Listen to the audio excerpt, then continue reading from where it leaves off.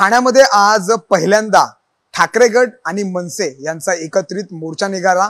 त्यांनी असा दावा केला होता की ठाण्यामध्ये भ्रष्टाचार झालेला आहे, ठाण्यामध्ये अनधिकृत बांधकामं जी आहेत ती खूप झालेली आहेत आणि ठाण्यातील सत्ताधारी पक्ष या जे बेकायदेशीर कामं करतात त्यांना पाठीशी घालत आहेत। त्या सर्व संदर्भात आपल्यासोबत बोलण्यासाठी शिवसेनेचे खासदार नरेश म्हस्के सर जोडले गेलेले आहेत। सर खूप खूप स्वागत तुमचं सामटी मराठीमध्ये। सर आज पहिल्यांदा ठाकरे गटाचा आणि मनसेचा एकत्रित मोर्चा निघालेला आहे ठाण्यातील विविध प्रश्नांना घेऊन भ्रष्टाचाराच्या विरोधात, असं त्यांचं म्हणणं आहे। काय नेमकं या मोर्चाला बघून तुम्ही नेमकं काय सांगा? ठाण्याच्या प्रश्नाकरता मोर्चा सुरुवातीला प्रेस कॉन्फरन्स घेतली, मनसे आणि राजन विचारे। आज पाहतोय सकाळपासून रुसूबाई रुसू वगैरे काहीतरी नाटक सुरू होतं राष्ट्रवादी आणि काँग्रेसचं। मी मोर्चात पाहिलं तर त्यांचेही नेते होते राष्ट्रवादी आणि काँग्रेसचे, बहुतेक डोळे फुसले त्यांचे। आणि त्या मोर्चामध्ये कल्याण, डोंबिवली, अंबरनाथ, नवी मुंबई सगळी माणसं गोळा केली होती। तरी सुद्धा तो मोर्चा काय होता, शेवटी सभेला काय होतं आपण पाहिलंय। कुठलेही विषय मांडता सुद्धा आले नाहीयेत। कुठला भ्रष्टाचार आयुक्तांनी विचारलं ते सांगता आलं नाही। ऑडिट नाहीये 5 वर्षाचं, चुकीचं आयुक्तांना विचारलं। डीपी मध्ये सर्व्हिस रोड काय, अरे डीपी मध्ये सर्व्हिस रोड आहेत का? हे काहीही त्यांना कुठलाही विषय कळत नव्हता। केवळ मोर्चा काढायचा म्हणून तो मोर्चा काढला होता। तुम्ही आयुक्तांसमोर सुद्धा त्यांना उत्तरं देता आली नाहीत। आणि जे अधिकारी भ्रष्टाचारी आहेत त्यांना कोणीही पाठीशी घालणार नाही। त्या अधिकाऱ्यांच्या विरोधात आम्ही कायम असू।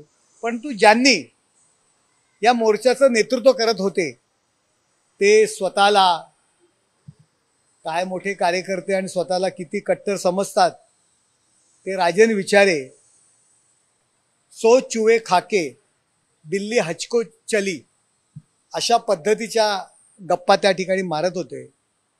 मला हे बोलायचं नव्हतं, मी माझ्या निवडणुकीच्या काळात सुद्धा आरोप केला नव्हता, परंतु आता हा आरोप करतोय। 1996 साली या आश्रमात आम्ही जे बसलोय, धर्मवीर आनंद दिघे साहेबांनी त्या महानगरपालिकेच्या कारभारावर टीका केली। आणि 1996च्या आधी जे काही 10-12 वर्ष होती, ज्यावेळी राजन विचारी सभागृह नेते होते, महापौर होते, हे लोक भ्रष्टाचार करतात। 41% एकूण बिलाच्या कमिशन ठेकेदाराकडनं घेतात असा आरोप दस्तूर खुद्द धर्मवीर आनंद दिघे साहेबांनी केला होता। 1997 साली 98 साली मुख्यमंत्री होते मनोहर जोशी यांनी शिवसेना सत्ताधारी असताना सुद्धा त्या ठिकाणी नंदनाल समिती नेमली आणि त्या नंदनाल समितीमध्ये त्यांचा अहवाल प्रसिद्ध झाला। त्या अहवालामध्ये राजन विचारे सोडियम वेपर भ्रष्टाचारामध्ये त्याचं नाव आलं। जो स्वतः भ्रष्टाचारी म्हणून प्रूव्ह झालेला आहे, दस्तूर खुद्द धर्मवीर आनंद दिघे साहेबांनी तो आरोप केला, तो माणूस दुसऱ्याला भ्रष्टाचारी म्हणतोय।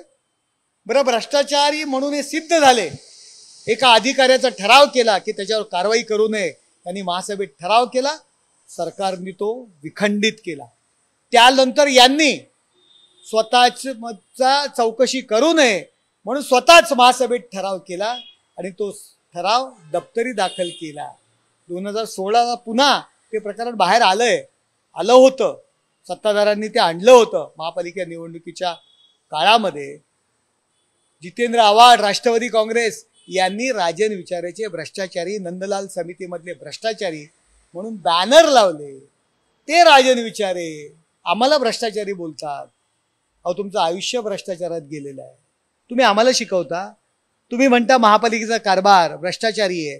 अरे 3 वर्ष तुम्ही तिकडे गेलात ना, त्या अगोदर तुम्ही त्या महापालिकेत होतात, खासदार होतात, महापौर होतात, तेव्हा मुख गिळून गप्प बसला होतात का? जर भ्रष्टाचारी आहे तर तुमचाही हातभार आहे त्यात। केवळ टीका करायची म्हणून आजचा हा मोर्चा होता आणि त्यांची पूर्णपणे जे मोर्चाचे विषयही त्यांना मांडता आले नाहीत। भ्रष्टाचार कुठे केला, काय केला हे सुद्धा लोकांसमोर सांगता आले नाही। ते काय आमचे आरोप करणार?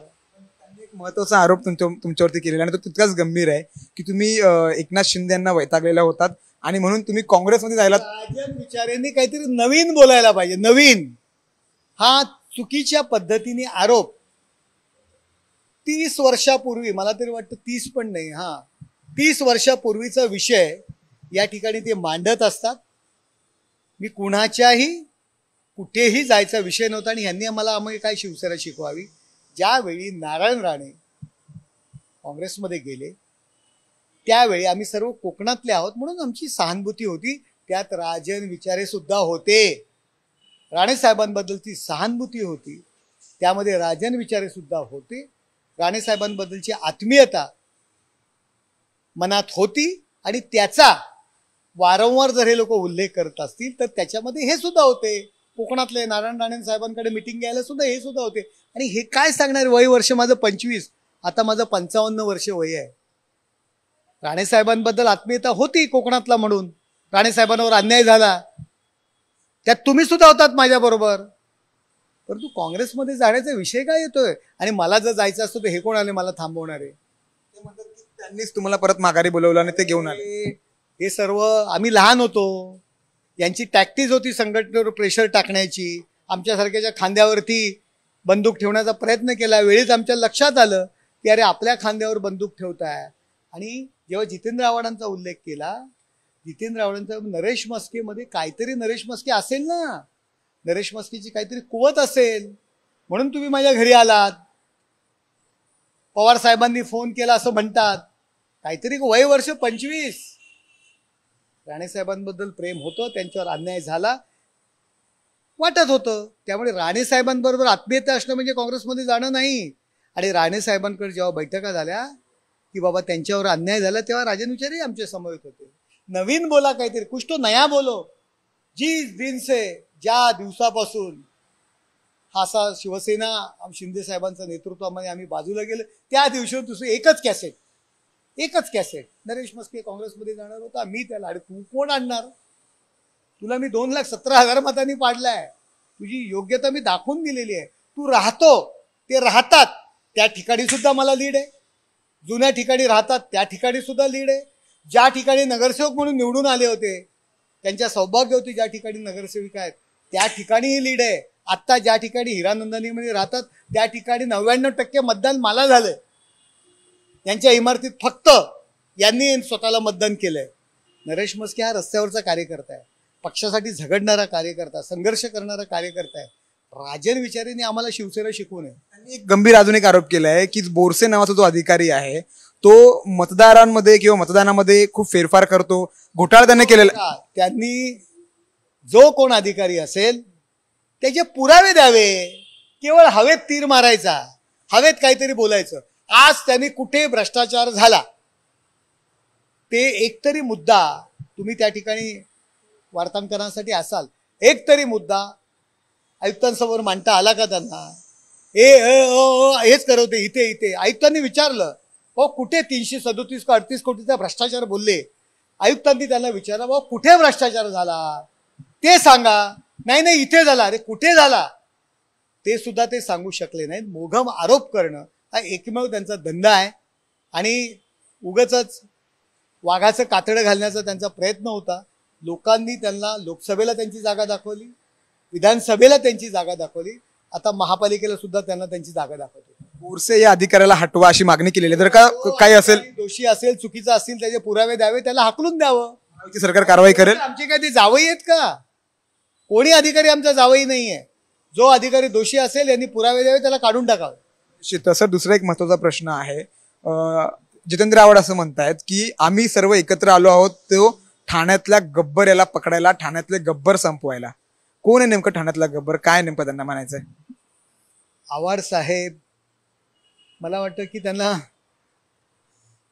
प्रेस कॉन्फरन्सलाही बोलवलं नव्हतं. माजी मंत्री झालेला माणूस, जो माणूस लोकसभेला पडतो, जो माणूस विधानसभेला पडतो,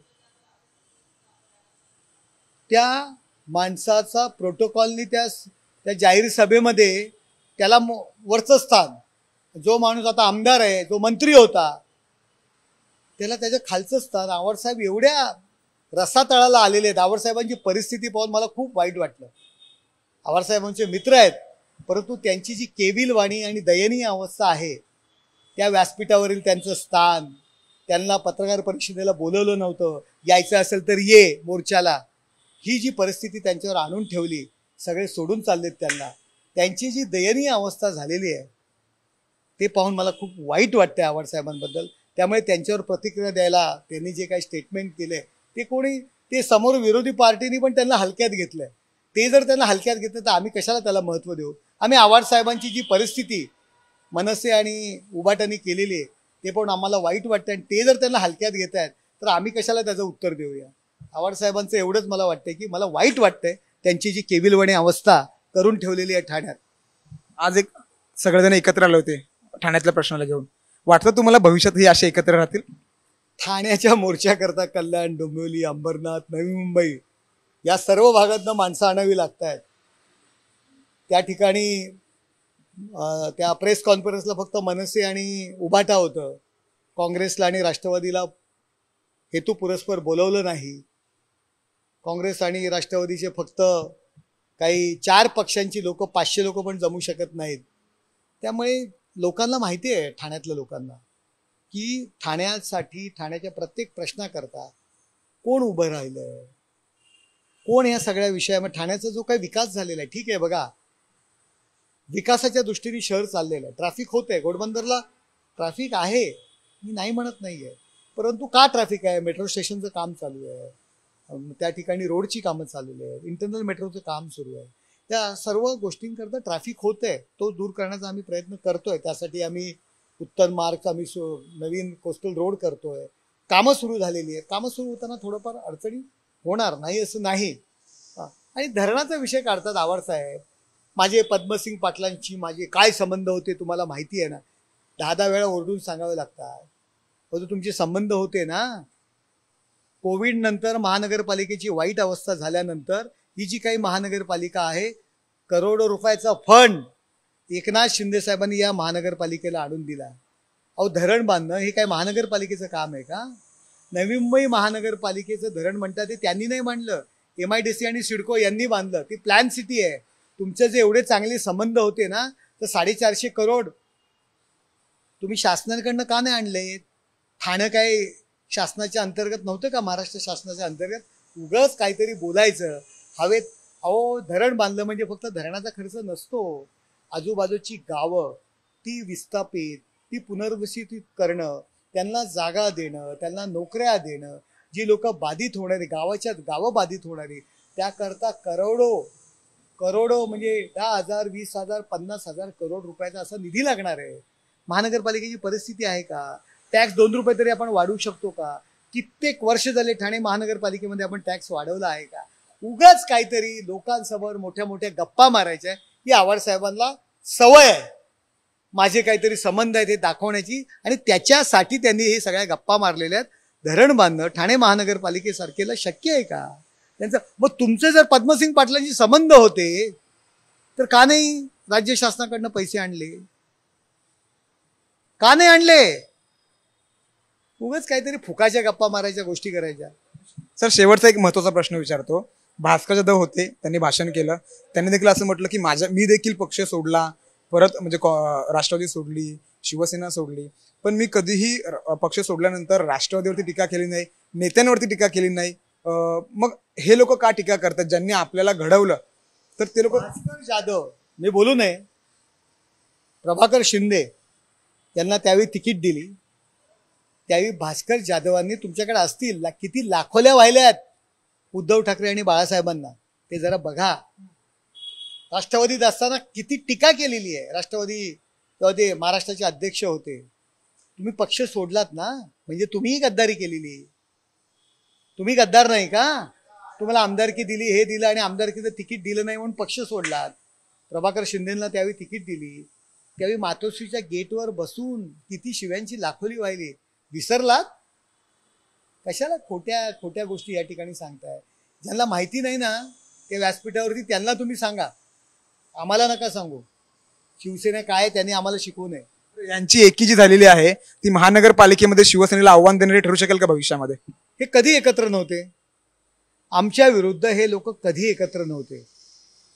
कायम आमच्या विरुद्ध ते होते. ज्यावेळी यांचे मुख्यमंत्री होते, ज्यावेळी यांचे नगरविकास मंत्री होते, त्यावेळी सुद्धा हे एकत्र होते.